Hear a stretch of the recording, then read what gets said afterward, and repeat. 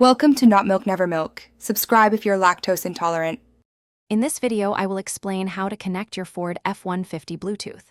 Before we begin, please ensure your vehicle is running and safely parked for your safety. Also, confirm that your vehicle's radio system is powered on. Next, grab your mobile device and turn it on. It is crucial to enable its Bluetooth feature and make sure it is discoverable to other devices, allowing your truck to find it easily.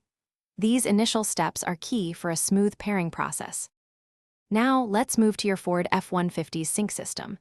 You will need to access the sync display on your vehicle's dashboard. From there, press the phone button, or if you have a touchscreen, navigate to Settings and then select Bluetooth. Look for and choose the option that says Add a device or Add Bluetooth device. Your sync system will then verbally prompt you to search for it on your mobile phone, preparing for the next step. With your sync system ready, turn your attention back to your mobile device. On your phone's Bluetooth menu, you should now see Sync or Ford Sync appear in the list of available devices. Select it. Immediately, a unique 6-digit personal identification number, or PIN, will be displayed on both your phone and the sync screen. Carefully verify that these numbers match exactly. Once confirmed, accept the pairing on both your mobile device and the vehicle's display to proceed.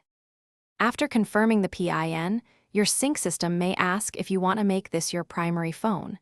You might also be prompted to allow Sync to download your phone's contacts, which enables convenient hands-free calling. Additionally, confirm any settings for features like 911 Assist if they appear.